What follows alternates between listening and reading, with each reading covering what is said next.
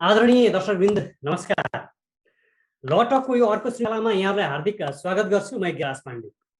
दर्शकवृन्द, राष्ट्रपतिले संसद विघटन गरिसके पछाडि प्रधानमन्त्री केपी शर्मा ओलीको मन्त्री परिषदले गरेको सिफारिस कतिको संवैधानिक छ वा छैन र त्यसलाई अदालतमा अब हामीले त्यो विषयलाई प्रवेश गराउँदा अदालतको व्याख्या कस्तो आउला, यहाँभन्दा अगाडिको जुन विघटन छ त्यो विघटन पुनर्स्थापना गरिसके पछाडि अब यो विघटनलाई अदालतले कसरी व्याख्या गर्ला लगायतका कुराहरू यहाँ जोडिएका छन्। र यो संसद विघटन हुनुभन्दा राष्ट्रपतिले दिएको जुन समयावधि छ त्यो समयावधिमा दुईजना संसदका सदस्यहरूको प्रधानमन्त्रीमा दाबी पेश भइसके पछाडि उहाँले कुनै पनि सदस्यको दाबी नपुगेको भनेर जुन उहाँले रिजन दिनुभयो र त्यस पछाडि उहाँले त्यसपछिको जुन अप्सन छ मन्त्री परिषदको सिफारिसमा संसदको अन्त्य गर्नुभएको छ अथवा यो संसद भङ्ग गर्नुभएको छ।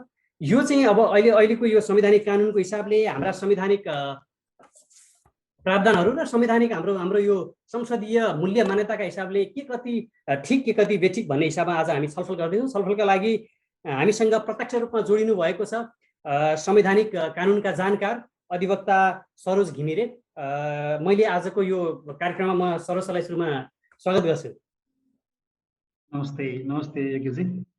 सर्वप्रथम अब यो यहाँबाट सुरु गरौँ। जुन हिजो संसदको विघटन भयो राति अचानक, अब त्यो अनप्रेडिक्ट रूपमै थियो। कतिपय कुराहरू त अब एक खालको दिउँसो त एक खालको सिनारियो त बनाएको थियो, तर संसद नै भङ्ग हुन्छ अब त्यो स्थितिमा पुग्छ भन्ने धेरैको आङ्कलन पनि थिएन। यद्यपि उहाँले प्रधानमन्त्रीले त्यो हुन पनि सक्छ भनेर अलिकति प्रि इन्फर्मेसन त गराइरहनु भएको थियो, कहीँ न कहीँ सङ्केत त गराइरहनु भएको थियो। तर संसद विघटन गराउँदाखेरि जुन धाराहरूलाई अथवा जुन आधारलाई टेकिएको छ त्यो कि हाम्रो संविधानको धारा 76 को 5 बमोजिम सरकार बन्न नसक्ने अवस्था र दुवैको मागदाबी नपुग्ने अवस्था भएका कारणले गर्दा त्यस पछाडि चाहिँ मन्त्री परिषद सिफारिसमा संसद भङ्ग भयो भन्ने कुरा छ। यो जुन आधार उहाँले टेक्नु भएको छ, संसद भङ्ग गर्नका लागि जुन आधार टेक्नु भएको छ, त्यो आधार पर्याप्त छ कि छैन अहिलेको अवस्थामा? जसरी दुईटा संसदका सदस्यहरूको प्रधानमन्त्रीका लागि दाबी परेको थियो र उहाँले त्यो मागदाबी पुग्दैन भन्नुभएको थियो, जुन आधार टेक्नुभयो र त्यस पछाडि उहाँले जुन भङ्ग गर्नुभयो, यो चाहिँ हाम्रो संवैधानिक रूपमा संवैधानिक कानुनका हिसाबले त्यो चाहिँ कतिको जायज छ, त्यो चाहिँ कतिको आधार त्यसमा चाहिँ पर्याप्त पुग्छ? धन्यवाद यज्ञजी। हामी एउटा नयाँ राजनैतिक रिकोर्समा मुभ गरिसकेका छौँ हिजो रातिदेखि र देशले संविधानले एउटा नयाँ परिस्थिति झेल्दैछ। हामी एकातिर कोभिडको सङ्कट झेलिरहेका छौँ। प्रत्येक दिन हजारौँ मानिसहरू कोभिडबाट ग्रसित हुनुहुन्छ भने 100 जना मान्छेहरूको मृत्युवरण गरिरहेको अवस्था छ। एकातिर स्वास्थ्य सङ्कटको अवस्था गुज्रिरहेको छ भने देशले अहिले एउटा राजनैतिक सङ्कटको अवस्थामा पनि गुज्रेको देखिएको छ। एउटा संवैधानिक परिकल्पनाभन्दा बाहिरका केही कदमहरू लगातार रूपमा कन्टिन्युअस रूपमा चालिएको अवस्था छ। म आफै अघिल्लो यो संसद विघटनको मुद्दामा एउटा लिडिङ लयरको रूपमा बहस गरेको रिप्रेजेन्टेसन कानुन व्यवस्थाको हकमा त यो घटनाले आश्चर्यचकित बनाएको छ र संविधान म अझै पनि संविधानमा व्याख्या गर्छु, म अझै पनि अदालतमा व्याख्या गर्छु, विश्वास गर्छु, संविधानमा विश्वास गर्छु र यो संविधानमा विश्वास गर्ने एउटा कानुन व्यवसायी एउटा नागरिकको हैसियतले गर्दाखेरि हिजो राति जुन घटना घटेको छ संविधानसँग सङ्गत छैन र धारा 76(5) का नर्म्सहरू मिनिमम कन्टेन्टलाई पुरै एब्सोल्युट रूपमा इग्नोर गरिएको छ, चाहे त्यो एक्जिक्युटिभबाट होस् चाहे त्यो प्रेसिडेन्ट। अब तपाईँको मूल प्रश्नमा छिर्नुभन्दा अगाडि मलाई मैले अलिकति थोरै ब्याकग्राउन्ड पनि भन्नुपर्ने हुन्छ, किनकि अघिल्लो संसद विघटनका आधारहरूलाई हामीले टेकेन भने यो संसद विघटन फेरि नयाँ रिकोर्सबाट व्याख्या गर्नुपर्ने हुन्छ। त्यसकारण मलाई के लाग्छ भने अघिल्लो संसद विघटनमा जुन मुख्य आधारहरूले संसद विघटनलाई असंवैधानिक घोषणा गर्यो त्यसकै कन्टिन्युटीका आधारहरू यसले डेभलप गर्नेछ। त्यसकारण यसको इन्डिपेन्डेन्ट छलफल हुन चाहिँ सक्दैन जस्तो लाग्छ, किनकि त्यसकै कन्टिन्युटीमा हो। हामीले अघिल्लो सम्मानित सर्वोच्च अदालतको संवैधानिक बेन्चले अघिल्लो विघटनमा क्लियर रूपमा प्रष्ट रूपमा संसदीय प्रणालीका आधारभूत मापदण्डहरू के हुन् भन्ने कुराको व्याख्या गरेको छ। र ती मापदण्डहरूलाई, ती मूलभूत आधारहरूलाई अहिलेको विघटनले पूर्ण रूपमा इग्नोर गरेको देखिन्छ। के आधारहरू उसले आफ्नो व्याख्यामा दिएको थियो र त्यो आधारहरू अहिले यहाँ प्रयोग भएका छैनन् भनेर त्यसलाई कसरी एनालाइज गर्नुहुन्छ? ओके, हामीले अघिल्लो संक्षिप्त आदेशलाई फैसलालाई हामीले हेर्ने भने संवैधानिक संसदीय प्रणालीका केही महत्त्वपूर्ण आधारहरू व्याख्या जस्तै त्यसमा संवैधानिक बेन्चले के बोलेको छ भने हाम्रो यो व्यवस्था भनेको यो बहुदलीय प्रतिस्पर्धात्मक व्यवस्था हो है। त्यो बहुदलीय प्रतिस्पर्धात्मक नर्म्स कन्स्टिट्युसनले रिकगनाइज गरेको छ। त्यो भएको हुनाले त्यसमा बहुदल पार्टीहरूको बिचमा कम्पिटिसन हुनुपर्छ, चाहे त्यो इलेक्ट्रोल प्रोसेसमा होस् चाहे त्यो गभर्मेन्ट फर्मेसनको प्रोसेसमा होस्। यसमा त्यो हुन सकेन। मैले भन्न खोजेको सरकार बन्न सक्ने अर्को विकल्पमा त्यो प्रतिस्पर्धामै लैजान दिएन, त्यसलाई एबोर्ट गरियो, त्यो प्रोसेसलाई एबोर्ट गरियो। अर्को के भन्यो भने कि बेनिफिट सार्वभौम जनताको हकमा त्यसको सुविधा दिनुपर्छ, संवैधानिक व्याख्याको सुविधा। त्यो भनेको कसो अलिकति बुझ्ने भाषामा त्यसलाई एक्ज्याक्टली त्यो भनेको के हो भने अहिले यति बेला जनताले के चाहेको, सार्वभौम जनताले चाहेको के छ त अहिले यति बेला भन्नुहोस् त? अक्सिजन पुग्न सकेको छैन, भेन्टिलेटर छैन, भेन्टिलेटर भएको हस्पिटलमा त्यो भेन्टिलेटर चलाउन सक्ने ह्युमन रिसोर्स छैन।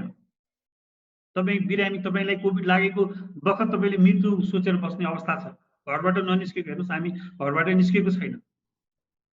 के यो सार्वभौम जनताले अहिले यति बेला चुनाव चाहेको छ त? उनीहरूको फाइदा के को लागि हुन्छ? प्रधानमन्त्री केपी शर्मा ओलीको जस्तो उहाँको चाहिँ रिजनिङ के आउँछ भन्दा अब यो अहिलेको सरकार हामी संविधान त हेर्दाखेरि 76 को 1 अनुसार अब त्यो पनि अब त्यो फेल भएर 2 मा गयो, 2 पनि फेल भएर 3 मा पनि उहाँले बहुमत आर्जन गर्न सक्दिन अथवा मैले त्यो विश्वासको मत लिन सक्दिन भनेर उहाँले त्यो आफूलाई सरेन्डर गरे जस्तो गरी उहाँले फेरि 5 का लागि संविधान त्यो प्रस्ताव गर्नुभयो राष्ट्रपति समक्ष। र राष्ट्रपतिले त्यो प्रस्तावमा राष्ट्रपतिले पनि आह्वान गरिसके पछाडि त्यो दाबी नपुगे पछाडि अब अन्ततः 5 को पनि सरकार बन्न नसके पछाडि जानुपर्ने फेरि त्यो 5 को सरकार नबने पछाडि अब 7लाई प्रयोग गरेर विघटन गरिएको भनेर उहाँले त एकदम त्यो प्रोसेस त मिलेको छ भनेर भन्न जुन व्याख्या गर्नु भएको छ त्यो कतिको सही छ? एकेजी संविधान constitution cannot be tools of the fools भन्छ के, संविधानहरूको साधन हुँदैन। तपाईको मैले जोड्दै थिएँ, हाम्रो कानुन व्यवस्थाले, हाम्रो लिगल सिस्टममा, तपाईँ पनि कानुनको विद्यार्थी हुनुहुन्छ, हामीले सब्स्ट्यान्टिभ ल, सार्वजनिक कानुन र कार्यविधि कानुनलाई हामीले इक्वल फोटिङमा राखिरहेका छौँ, सँगसँगै राखिरहेका छौँ है। त्यसकारण हाम्रोमा कार्यविधि कानुनका प्रोभिजन्सहरू पनि यदि उल्लङ्घन भयो भने त्यसले पनि उपचारको यो संविधानमा, तपाईको यो संविधानमा सब्स्ट्यान्टिभ क्लेमको, सब्स्ट्यान्टिभ राइट्सको सब्स्ट्यान्टिभ पार्ट पनि क्लियरली डिफाइन गर्छ। अनि यसले कार्यविधि प्रोसिड्युरको पनि डिफाइन गर्छ। मैले अहिले भने कि हाम्रो कानुनी व्यवस्थामा प्रोसिड्युर लको भ्यालु इक्वली सब्स्ट्यान्टिभ लसँग बसेको छ। र हामीले यसमा हेर्नुपर्ने के भने त्यो कार्यविधि धारा 76(5) ले जुन कन्डिसन राखेको छ त्यो कन्डिसनको कार्यविधि मिट गरे कि गरेन भनेर म एज अ कानुनी, त्यसकारण मैले एज अ कानुनको विद्यार्थीको हिसाबले मैले गर्ने व्याख्या र एज अ राजनीतिक हिसाबले गर्ने व्याख्या फरक पर्न सक्छ। तर म कानुनको प्राध्यापन गर्ने एउटा कानुन व्यवसायी पनि भएको कारणले चाहिँ मैले यो कन्स्टिट्युसनको कन्सिस्टेन्सीमा अहिलेको विघटन भएको केही न भन्ने कुरा। त्यसकारण मैले भने तपाईँ अघिल्लो विघटनमा जुन संसदीय व्यवस्थाका मूलभूत मान्यताहरूमा सार्वभौम जनताको सुविधाको लागि भनेर भनिएको छ, क्वेसन के हो भने कि यो विघटन त्यो सुविधाको लागि थियो थिएन। र त्यसमा क्लियरली त्यो फैसलामा, तपाईँको त्यो आदेश फैसलामा क्लियरली के बोलेको छ सर्वोच्च अदालतले भन्दाखेरि संविधानको प्रयोग संवैधानिक व्यवस्था बमोजिम हुनुपर्ने छ भनेर बोलिएको छ। यदि हामीले त्यसलाई फर्केर फेरि त्यो आदेशलाई हेऱ्यो भने, त्यो फैसलाले हेऱ्यो भने त्यो फैसलामा संवैधानिक बेन्चले के भनेको छ भने constitution, implementation of constitution shall be as per the constitutional provision। संवैधानिकको प्रयोग संवैधानिक व्यवस्था बमोजिम हुनुपर्ने छ, त्यो एउटा संसदीय व्यवस्थाको आधारभूत स्तम्भमा हो भन्ने व्याख्या गरेको छ। अर्को त्यसको बोलेको अर्को एउटा इम्पोर्टेन्ट पार्ट के हो एकेजी भने संविधान निर्माताहरूले, संविधान सभाका सदस्यहरूले यो संविधान बनाइराख्दाखेरि उनीहरूले के चिज इन्भिजन गरेको थियो। तपाईँले त्यति बेला पनि न्युज फलो गर्नुभयो होला नि। म आफैले पनि तपाईँ सुभाष नेमाङजीदेखि लिएर अघि जोएलजीका कुराहरूलाई पनि सर्वोच्च अदालतमा बसको क्रममा मैले उठाएको थिएँ। त्यो ब्याकग्राउन्ड के हो त? त्यो ब्याकग्राउन्ड हामीले हिजो संविधान बनाउँदाखेरि यस्तै किसिमको परिकल्पना गरेको हो त? त्यो चिजलाई पनि हेर्नुपर्छ भन्ने कुराको संसदीय प्रणालीको, हाम्रो संसदीय प्रणालीको आधारभूत मापदण्डको रूपमा सर्वोच्च अदालतले बोल्यो। र अर्को चिज के बोलेको छ सर्वोच्च अदालतले भने इम्पोर्टेन्ट चिज जुन मैले तपाईँलाई भन्नुपर्ने हुन्छ कि संसद विघटनलाई चाहिँ तपाईँको निरुत्साहित गर्ने संवैधानिक सोच देखिन्छ क्या त्यसमा। संसद विघटन is not a regular process. अनि व्याख्या त्यति बेला बसमा हामीले 1 मिनट बस गर्दाखेरि विघटन एउटा लेजिटिमेट आउटकम हो कि अनएक्सपेक्टेड आउटकम हो भन्ने बारेमा पनि हामीले छलफल गर्यौँ। तर फैसलामा के बोलेको छ भन्दाखेरि फैसलाले विघटनलाई निरुत्साहित गर्ने लाइनबाट गयो। तर के फैसलामा के कुराको तपाईँको मूल्याङ्कन गरेको छ भने संविधान निर्माताहरूले संसद विघटनलाई सहज रूपमा लिएको देखिँदैन। भएको के छ अहिले संसद विघटन र संसद विघटन पनि निशर्त र खुल्ला चाहिँ छैन। संविधान बेन्चले के भन्यो भने संसद विघटन निशर्त अनकन्डिसनल र ओपन हुन सक्दैन। यी महत्त्वपूर्ण मापदण्डहरू जुन सर्वोच्च अदालतले प्रतिपादन गरेको छ यो अघिल्लो विघटनको मुद्दामा, ती मान्यताहरूलाई पहिला सुरु मैले इथिकल भ्यालुजमा कन्स्टिट्युसनल मोरालिटीको कुरा गर्दैछु। ती कन्स्टिट्युसनल मोरालिटीका जुन अघिल्लो संसद विघटनको मुद्दामा संवैधानिक इजलासले प्रतिपादन गरेको छ यसको त्यसमा अवमूल्यन गरिएको छ। अब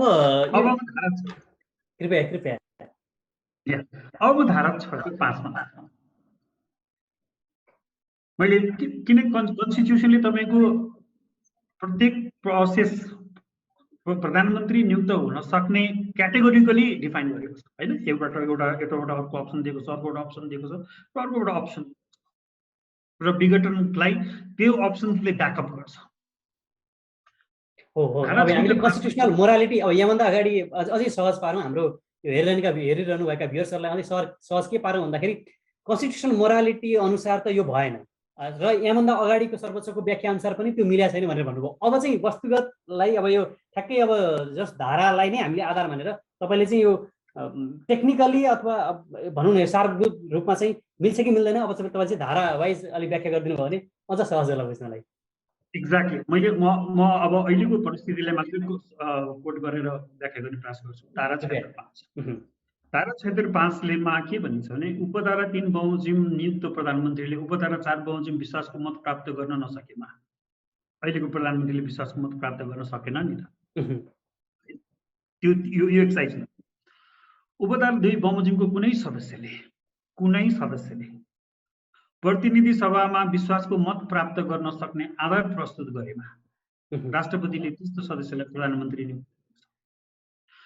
कुनै सदस्यले प्रतिनिधि सभामा है विश्वासको मत प्राप्त गर्न सक्ने आधार प्रस्तुत नगरेमा, मेरो विचारमा यसमा राष्ट्रपतिज्यूले त्यो विश्वासको मत प्राप्त गर्न नसक्ने आधारहरूलाई टेस्ट गर्नुपर्छ जुन उहाँको स्कोप भन्दा बाहिर गयो। यसले सदस्यको कुरा गर्छ र कहाँ टेस्ट गर्नु भने यसले प्रतिनिधि सभामा टेस्ट गर्ने कुरा यसले क्लियरली बोलेको छ। र यस पछाडि सरकार बनाउने दाबी प्रस्तुत भएको छ नि त हैन। अर्को सदस्य 149 जनाको हस्ताक्षर सहित सरकार बनाउनको लागि दाबी प्रस्तुत र त्यो दाबीको टेस्टिमोनी गरेको छैन। त्यो दाबीलाई त्यो जुन दाबी आएको छ त्यो दाबीलाई एउटा एब्सोल्युट डिस्क्रिसनमा प्रेसिडेन्शियल डिस्क्रिसनमा छोडिएको छ संविधानले, त्यो पनि कल्पना गर्नु। तपाईले यहाँ हामीले यहाँसम्म पढ्दाखेरि हामीले कानुनको कक्षामा कानुनको बहस गर्दाखेरि प्राकृतिक न्यायको सिद्धान्त पनि भन्यो नि त हैन। कानुनको शासन, संविधानको प्रस्तावनामा कानुनको शासनको कुरा गर्छ, प्राकृतिक न्याय अनि राइट टु बी हर्ड त दिनुपर्ने हो नि त। त्यो प्रस्तुत गरेको दाबीको टेस्ट कहाँनिर गरियो त? हामीलाई झुटो बोलियो। त्यो दाबी नै इलिगल भन्ने जुन उहाँको आएको छ, माग दाबी नै पुगेन, त्यहाँ फर्जी भएको छ, एउटै केही सांसदहरू यता पनि देखिएका छन् उता पनि देखिएका छन्, त्यही भएर यो दाबी नै मिलेन अथवा दाबी नै पुगेन भन्नुभयो नि, त्यो चाहिँ कतिको रिजनेबल छ त्यो कारण? मैले त्यही भएर अहिले भने कि राइट टु बी हर्डको कुरा गरेँ मैले, किनकि दाबी भइसके पछाडि दाबी गर्नेहरूसँग एउटा यो जनरल प्रिन्सिपल अफ ल हो, यो साधारण कानुनी मान्यता सिद्धान्त। हिजो 5 बजे पछाडि 5 बजे हामीले राष्ट्रपतिज्यूले कानुनी परामर्श लिँदै हुनुहुन्छ भने सुनिसके पछाडि एज अ लयर मलाई के लाग्यो भने यो अब अलिकति यसको कानुन व्यवसायीहरूले यसलाई व्याख्या गर्ला नि। मलाई थाहा भएन राष्ट्रपतिज्यूले साँच्चै नै कानुन व्यवसायीहरूसँग परामर्श गर्नु भयो कि भएन, आई डोन्ट नो। त्यो दाबी पेश गरिसके पछाडि गर्छु भनेर उहाँबाट त्यो जवाफ आएको थियो त्यो। एक्ज्याक्टली, दाबीको कानुनी परामर्शकर्ताहरूबाट यदि त्यस्तो व्याख्या भएको भए सायद त्यो विज्ञप्तिमा कानुनी परामर्शसँग व्याख्या छलफलबाटको आधार पनि लिइन्थ्यो, त्यो पनि लिएन।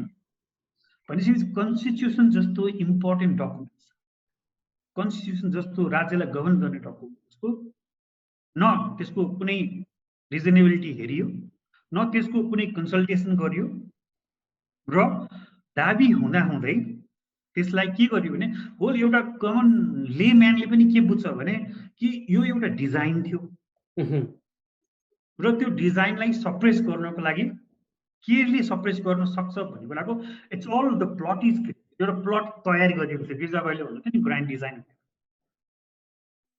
यो एउटा डिजाइन गरिएको थियो र त्यो डिजाइनमा के थियो भने कन्भिक्सन के थियो भने कि 149 जना आउँछन् भन्ने कुराको त कन्भिक्सन थियो नि त।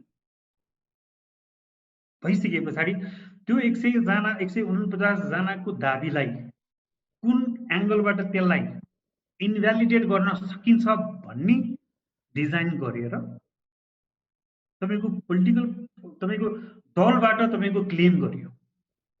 त्यसकारण मैले अहिले कन्स्टिट्युसन र मोरालिटीको कुरा गरेको थिएँ नि चाहिँ यो संवैधानिक नैतिकता भन्दा बाहिर गयो। यो त हामीले परिकल्पना गरेकै थियौँ। तपाईले अघि भन्दै हुनुहुन्थ्यो यो यसमा अझै जाँदा थियो यो डिजाइन, यो सबै परिस्थितिलाई डिजाइन गरेर ल्याइयो भनेर भन्नु भइरहेको थियो। त्यो डिजाइन गरिएको भन्ने कुराको चाहिँ पुष्टि गर्नलाई हामीसँग त्यस्ता केही आधारहरू छन् जसले चाहिँ यो सबै कुराहरू यो अन्ततगता संविधानलाई खालि त्यो एउटा कर्मकाण्डी जस्तो ती धाराहरूमा पुर्याउने, त्यस पछाडि अन्ततगता यो संसद विघटनै गराउने उहाँको उद्देश्य थियो भनेर जुन भन्नु भएको छ, त्यो डिजाइन गरिएको थियो भन्ने आधारहरूलाई के कुराले चाहिँ अब यो इन डिजाइन भएको हो भन्ने कुरा चाहिँ हामीले बुझ्न सक्छौँ? प्रस्तुत आधारहरू छ। पहिला त सरकार विश्वासको मत नपाएको सरकार थियो। विश्वासको मत लिनको लागि हदम्याद त दिएको थियो, 30 दिनभित्र विश्वासको मत लिन सक्ने ठाउँहरू थियो। सरकार बनाउनको लागि तपाईको चाहिँ अर्को सांसदले तपाईको त्यो मेजोरिटी सहितको सांसदले हस्ताक्षर प्रस्तुत गर्नु भइसकेको थियो, जसले त्यो हस्ताक्षर प्रस्तुत गरेर सरकार अब म बनाउँछु भन्ने दाबी गरेको थियो। उहाँसँग यो कुरा बुझिएन, त्यसको रिजनेबिलिटी, त्यसको टेस्ट गर्न सक्ने, किनकि के कुरा राष्ट्रपतिले विचार गर्नु पर्थ्यो भने कि उहाँ विघटनको सिफारिसलाई चाहिँ फाइनालिटी दिनेमा पुग्दाखेरि यसले देशमा एउटा संवैधानिक सङ्कट ल्याउँछ, देशमा एउटा क्योस बनाउँछ र संविधान आफै नै स्टेकमा हुन सक्छ भन्ने कुराको एउटा reasonable man of prudence, reasonable test गर्न सक्ने चिजहरू पनि उहाँले गर्नु भएन। र प्रम्प्ट तपाईको सुशासन सम्बन्धीको ऐनमा पनि तपाईको अर्जेन्ट जजमेन्ट डिसिजन गर्नको लागि 24 घण्टा चाहिँ 24 घण्टाको म्याद हुनुपर्ने छ भनेर लेखिएको रहेछ के। हदम्याद हुन्छ नि तपाईको म्याद, तपाईको 24 घण्टा पनि नदिइकन 21 घण्टामै लिएको छ। सो दिस 21 आवर्स, यो 21 आवर्सको जुन हदम्याद दिएको छ, हदम्याद आफै पनि रिजनेबल छैन। किन दियो त्यसको पछाडि दिनुको कारण के हो? द्याट्स वाइ डिजाइनको अर्को इलिमेन्ट हुन्छ र प्रधानमन्त्रीले राजीनामा दिएका छैन। हामी डेमोक्रेसीमा भन्छ नि, the crown dies but not the king dies but not the crown.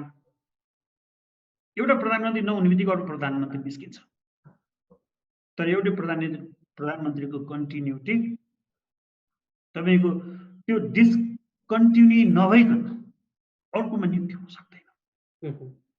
त्यसकारण यो हिजोको यो संसद विघटनमा राष्ट्रपतिले गरेको ऱ्यासनल जजमेन्ट देखिरहेको। राष्ट्रपति एउटा एक्जिक्युटिभबाट सप्रेस भएको देखिन्छ र संविधानको कार्यविधिलाई उहाँले संसदमा टेस्ट गर्न सक्ने प्रावधानलाई उहाँले निसङ्कोच रूपमा कुल्चेको देखिन्छ। यसले अझै तपाईको मैले एउटा कुरा जोडिहालेँ कि रिजनेबिलिटीको टेस्ट कहाँनिर हुन सक्छ भने मङ्सिरमा चुनाव हुन सक्ने सम्भावना छ कि छैन, कार्तिकमा चुनाव हुन सक्ने सम्भावना छ कि छैन भन्ने कुराको टेस्ट गरेको पनि देखिन्छ।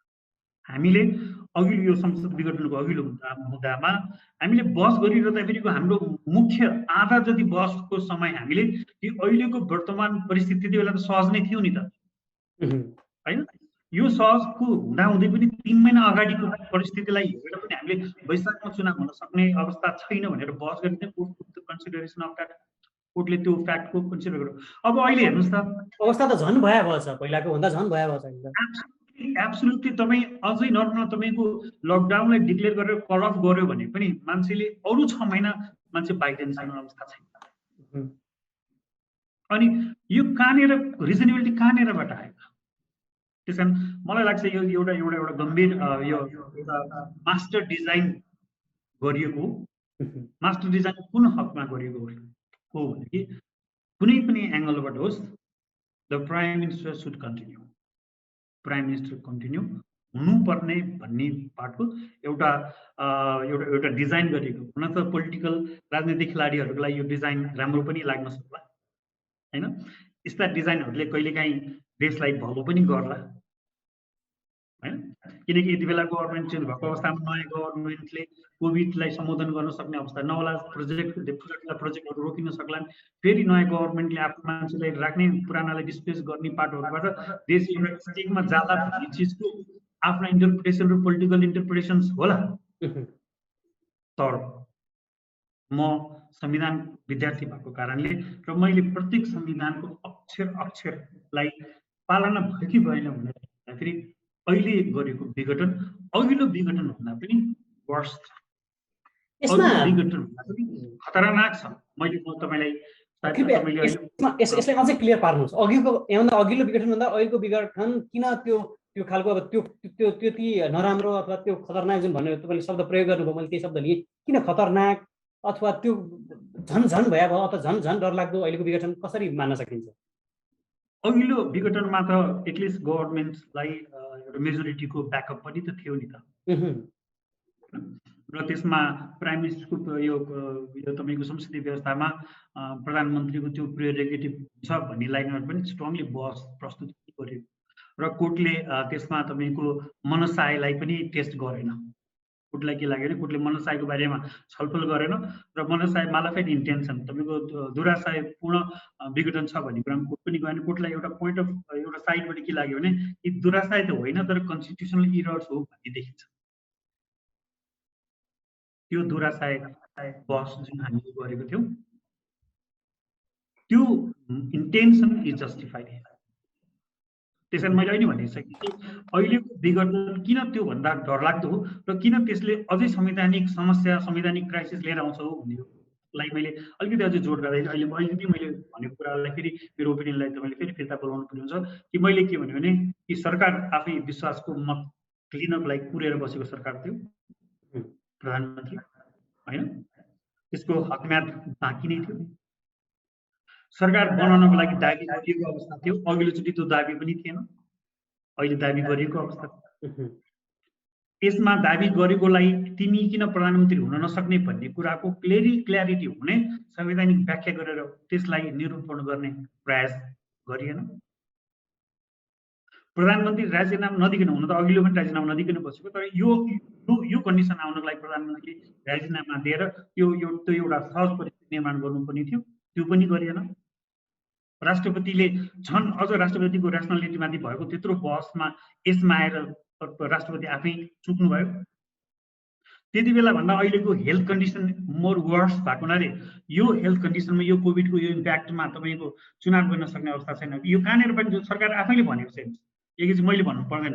अस्ति लिएर आएको अध्यादेशमा तपाईँको सङ्कटकाल लाउन सक्ने सम्मको अवस्था किन वाइ गभर्मेन्ट इन्याक्टेड द अर्डिनेन्स? किनकि सरकारलाई के थाहा छ भने कि स्थिति भयावह हुँदैछ, यो भयावह स्थितिलाई यो अध्यादेश नभइकन कन्ट्रोल गर्न सकिँदैन भन्ने कुराको तपाईँको प्रेडिक्सन स्पेकुलेसन गभर्मेन्टले अघिल्लो दिनै गरिसकेको छ भने त्यो डिजाइन त त्यो त्यहाँ पनि लिङ्क हुन्छ भनेर त्यो बुझ्न सकिन्छ त्यसो भए। Exactly that's what I'm telling. त्यही मैले भन्दैछु कि तपाईँ अघिल्लो दिनमा चाहिँ सङ्कटकाल लगाउनदेखि लिएर तपाईँको कारवाहीको त्यो ग्राभिटी हेर्नुहोस्, त्यो लेभलमा चाहिँ कोभिडको बारेमा है आएको, फेरि कोभिडलाई एड्रेस गर्नको लागि त्यो बारेमा त्यो लेभलको अर्डिनेन्स डिक्लेयर गर्ने अघिल्लो दिन। अनि भोलिपल्ट कार्तिकमा र मङ्सिरमा, कार्तिकको अन्तर मङ्सिरको सुरुमा चुनाव गर्न सक्ने क्यालकुलेट गर्ने भनेको कि देयर ल्याक्स त्यो ऱ्यासनल जजमेन्ट गर्ने त्यो क्यापासिटी न प्रधानमन्त्रीमा देखियो न राष्ट्रपति। र संसद विघटनका जुन मूलभूत मान्यताहरू अघिल्लो विघटनमा सर्वोच्च अदालतले प्रतिपादन गरेको छ नि एकेजी, त्यसका प्रत्येक बुँदाहरूलाई मारियो, त्यसको प्रत्येक बुँदाहरूको घाँटी निचोड्यो। त्यो त युजलेस जस्तो पारियो नि त त्यो त अहिलेको अवस्थामा। अगाडिको व्याख्या त एक्ज्याक्टली द्याट्स अ सिरियस त्यो कन्टेम्चुअस एक्ट, त्यो तपाईँको कन्टेम्प्ट अदालतको आदेशको अवमूल्यनको। यसले अदालतलाई पनि लङ टर्मसम्म तपाईँको क्वेसन मार्क गर्छ कि हाम्रो न्यायपालिका कतिको इन्डिपेन्डेन्ट रहेछ, हाम्रो न्यायपालिका कतिको स्ट्रङ रहेछ भन्ने कुरालाई पनि यो मुभले तपाईँको क्वेसन मार्क। किनकि अदालतले त्यसरी बृहत तपाईँको 5 जनाको न्यायाधीशले तपाईँको युनानिमस हो नि त फेरि होइन, युनानिमसली गरेको जजमेन्टलाई एब्सोल्युट इग्नोर गर्ने जुन दुस्साहस गरेको छ, डेलिभर गरेको छ, यो अघिल्लो, त्यसकारण अघिल्लो विघटन भन्दा पनि यो अझ सिरियस छ। त्यसकारण यसमा तपाईँको कन्टेम्प्ट लाग्छ। र अर्को चिज कन्सल्टेसनमा हामीलाई ठगियो, हामीलाई झुटो बोल्यो। एटलिस्ट कानुन व्यवसायीले चाहिँ के कुराको हाम्रो फ्रेटर्निटीमा पनि सल्लाह हुन्छ, हाम्रो पनि ग्रुपहरू छन्, हामी पनि सल्लाह गर्छौँ र यसको एनालिसिस गर्छौँ।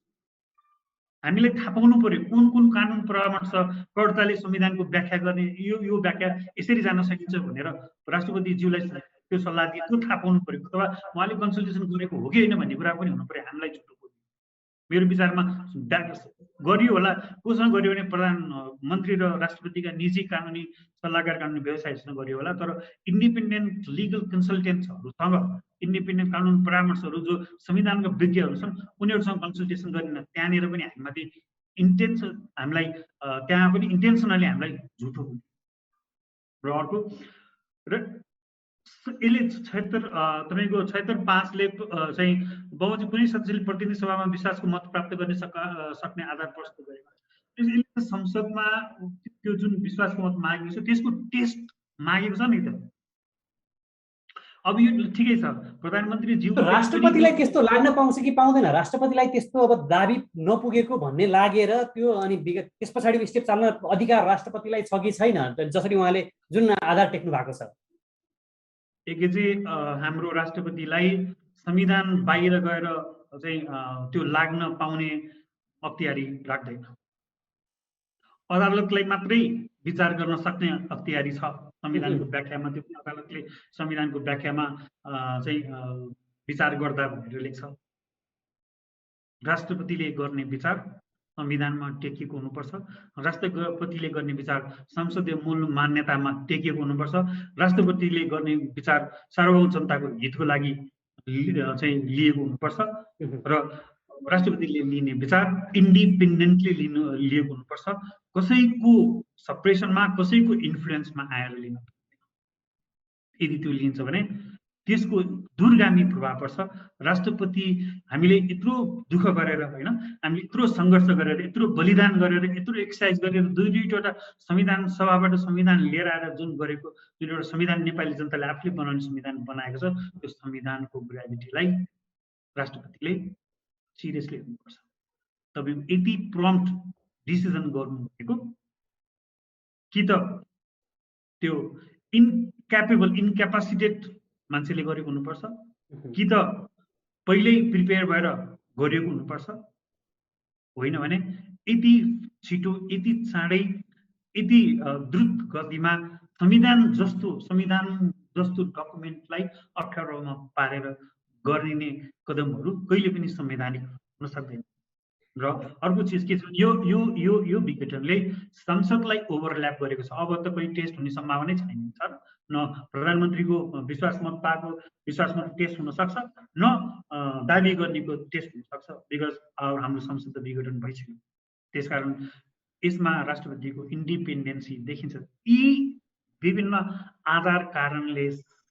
कारणको आधारमा मलाई के लाग्छ भने कि यो विघटन अघिल्लो विघटन भन्दा पनि मोर कन्टेम्चुअस, मोर अनकन्स्टिट्युसनल र मालाफाइड छ भन्ने मेरो व्यक्तिगत विचार एज अ संवैधानिक विद्यार्थीको हैसियत। अब एउटा अन्तिम उपाय भनेको सच्याउने फेरि पनि अबको पल्ला फेरि अझ अदालतमा, अब सबैको ध्यान फेरि अदालतमा केन्द्रित भएको छ। अब अदालतले नै यसलाई सच्याउँछ कि भनेर अब सबैको ध्यान त्यहाँतिर केन्द्रित भएको छ, किन भन्दा यहाँभन्दा अगाडिको विघटनलाई पनि प्रस्तावना गरिदिएको थियो। एक खालको त्यो बेलामा एक खालको जनविश्वास पनि त्यो बेलामा आर्जन गरेको थियो अदालतले। साँच्चै त्यसो अदालत इन्डिपेन्डेन्स है भनेर पहिला कति प्रभावमा पो छ कि भन्ने आशंकाका बीच अदालत इन्डिपेन्डेन्स छ भनेर धेरैले तारिफ पनि गरेका थियो त्यो मुद्दा, त्यो फैसलाको पछि। अब अदालतले अहिलेको अवस्थामा तपाईँले हुन त अघि पनि तपाईँले कोट गरिहाल्नुभयो, सबै कुरा डिजाइन गरेर गएको छ। त्यो डिजाइनभित्र कता कता कार्यपालिकीय इन्फ्लुएन्स न्यायपालिकामा पनि छ। तर यी सबै बावजुद पनि न्यायपालिकाले इन्डिपेन्डेन्टली अब यो मुद्दालाई अथवा फेरि संसदलाई पुनर्स्थापना गर्न सक्ने त्यो आधार चाहिँ तपाईँले कति देख्नुहुन्छ? हेर्नुहोस्, म कानुनको विद्यार्थी, संविधानको विद्यार्थी भएको कारणले पनि र मैले कहिले पनि मेरो अदालतमाथि शङ्का गरेको छैन। मैले शङ्का गर्ने आधारहरू मसँग पनि छैन। त्यसैले म सधैँ अदालत स्वतन्त्र छ, निष्पक्ष छ भन्ने कुरामा विश्वास गर्छु र त्यो विश्वास, मेरो विश्वास कायम रहिरहन्छ भन्ने कुरामा म दृढ छु। र सर्वोच्च अदालतले महत्त्वपूर्ण संवैधानिक विषयहरूमा आफ्नो महत्त्वपूर्ण छाप छोडेको छ र जनताहरूको ट्रस्ट लिएको छ। अब फेरि नयाँ एउटा आयाम सुरु भएको छ। पक्का बिहानदेखि मलाई विभिन्न कानुन व्यवसायीहरूले, तपाईहरु जस्तै पत्रकारहरूले यसको अदालतमा जान सक्ने आधारहरू के हुन सक्छ मेरो फोन आइरहेको छ। कतिजना कानुन व्यवसायीहरूले रिटको लागि तयारी गरिरहनु भएको छ, तयार भइ पनि रहेको छ हैन। र आधार के हुन्छ भन्न सक्नुहुन्छ, भनिदिनुहुन्छ? आधार के हुन सक्छ? जाने आधार? किन भन्दाखेरि अब यहाँभन्दा पहिला त्यो त अब बहुमतको प्रधानमन्त्रीले संसद गठन गर्न पाउँदैन भन्ने खालको एउटा थियो। तर अहिले जुन संसद गठन गर्ने प्रावधान अनुसार नै गरिएको भन्ने छ अहिले अल्पमतकै प्रधानमन्त्रीबाट। अनि यो हुँदाखेरि अहिलेको चाहिँ आधार के हुन सक्छ त्यो यो कदमलाई यो कदमको विरुद्ध? अहिले फिलोसोफिकल आधारमा संसदीय व्यवस्थाको हामीले अपनाएको संसदीय व्यवस्थाको मूल मान्यताहरू अघिल्लो विघटनको मुद्दामा कसरी व्याख्या गर्यो भन्ने कुराको फिलोसोफिकल ग्राउन्ड त्यहाँबाट तानिन्छ। फिलोसोफिकल ग्राउन्ड हैन, त्यसको चाहिँ फिलोसोफिकल पार्ट त्यहाँबाट आउँछ भने अहिले यति बेलाको आधारहरूको इन कन्टिन्युसन अफ द्याट अघिल्लोको ग्राउन्ड सहितको र फैसला सहितको ग्राउन्डमा अहिले आएर हेर्ने हो भने एउटा त दाबी गर्ने जसले दाबी गर्नु भएको छ उहाँको हकदायको स्थिति एकदम मजबुत छ र त्यो दाबीकोलाई तपाईको टेस्ट गरिएको छैन। अर्को कुरा, विश्वासको मत लिन सक्ने आधार प्रतिनिधि सभालाई राष्ट्रपतिजीले सुपरसिड गर्नु भएको छ। अदालत आफैले जुन विघटनको शर्तहरूको व्याख्या गरेको थियो अघिल्लो मुद्दामा, ती विघटनका शर्तहरूलाई यसपालि पनि अहिले फेरि जियो पार्टीमा राखेको छ, अवमूल्यन गरिएको छ। संवैधानिक नैतिकताको व्याख्यालाई अझै बृहत रूपमा गर्नुपर्ने छ। अघिल्लो मुद्दामा अदालतले दुराशय मनसायलाई व्याख्या नगरिकन छोडिदिएको थियो। यसमा त्यो दुराशय क्लियरली भिजिबल देखिन्छ। त्यसकारण यो मुद्दामा दुराशयको बारेमा पनि व्याख्या गर्नुपर्ने देखिन्छ, किनकि दुराशयपूर्वक गरिएको छ कि छैन भन्ने त्यही आधार, त्यही मान्यताहरूबाट व्याख्या गरियो। र प्रतिनिधि सभामा र खास यो प्रतिनिधि सभामा विश्वासको मत छ कि छैन भन्ने कुराको टेस्ट गर्न सक्ने सम्भावनालाई पनि तपाईको सिधाइएको छ। लार्जर पब्लिक बेनिफिटको इन्ट्रेस्टमा पनि छैन। चुनाव गर्न सक्ने परिस्थिति कुनै पनि हालतमा यो अवस्थामा चुनाव गर्नु परिस्थिति छैन। त्यसकारण संविधानलाई गलत रूपमा गरिएको जुन प्रयोग छ र संविधानका धारा र संविधानको सब्स्ट्यान्टिभ प्रोसिड्युरल पार्ट, सब्स्ट्यान्टिभ मात्र होइन, ती संविधानको संसद विघटन गर्ने कार्यविधि जुन निशर्त रूपमा तोकिएको छ त्यो निशर्त कार्यविधिलाई मनलाग्दो रूपमा कोही एउटा इन्स्टिट्युसनले व्याख्या गरेर थप जनतालाई अप्ठ्यारोमा राख्ने परिस्थिति यिनै आधारहरूको अहिलेको मेरो इमिडिएटली मैले यहाँलाई रेस्पोन्स गर्दाखेरि त्यसकारण यो आधारहरूमा टेकेर अरू आधारहरू पनि अध्ययन गर्दै जाँदाखेरि निस्केला। तर मेरो कन्क्लुजन के छ भने कि यो विघटन गाइडेड एउटा चाहिँ दुराशयपूर्ण चाहिँ डिजाइनबाट गाइडेड छ, संविधानको मूल्य मान्यताभन्दा बाहिर छ, सर्वोच्च अदालतले गरेका फैसलाहरूले र त्यसले दिएका निर्देशनहरूभन्दा बाहिर छ र यसमा राष्ट्रपतिज्यूले प्राकृतिक न्यायदेखि लिएर आधार कारणहरूको टेस्ट नगरिकन एउटा हाफाजारले जुन विघटनको सदर गर्ने काम गर्छ त्यो असंवैधानिक छ भन्ने मेरो अहिलेको प्राइम फेसी ओपिनियन हो यसमा। अब यसलाई संश्लेषण गरौँ। अब हामी कार्यक्रमको अन्त्यतिर पनि आइसकेका छौँ, समय अलिकति बढी पनि भइसकेको छ। यसलाई संश्लेषण गरौँ। अब संश्लेषण गर्दाखेरि अब जुन 5-7वटा हाम्रा भनौँ न यो धारा 76 भित्रका जुन हाम्रा प्रोसिड्युरहरू छन् प्रधानमन्त्री नियुक्त गर्ने, त्यहाँ तपाईँले त्यसलाई अब यसलाई विश्लेषण गर्दाखेरि कसबाट प्रधानमन्त्री अथवा राष्ट्रपति तहबाट कुन तहबाट कहाँनिर के भुल भयो र त्यो भुललाई सच्याउने माध्यम अब के हो भनेर तपाईँले संश्लेषण गरेर यसलाई चाहिँ टुङ्गाइदिनु भयो भने हाम्रो आजको चाहिँ त्यसपछि आजको यो छलफल टुङ्ग्याउँला। यो कन्स्टिट्युसनल क्राइसिस तपाईँको एउटा कुनै राजनैतिक दलभित्र भएको आन्तरिक द्वन्द्वबाट ल्याइएको। त्यसकारण जुन दल पावरमा थियो त्यो दलले कुनै त्यो दलकोबाट नियुक्त संसदीय दलका अध्यक्ष प्रधानमन्त्रीले गरेका चाहिँ काम कारबाहीबाट असन्तुष्ट, त्यो दल असन्तुष्ट भएको कारणबाट आएको परिस्थिति भएको हुनाले त्यहीँभित्र नै अरू प्रधानमन्त्री आएको भए अर्को सम्भावना हुन सक्थ्यो।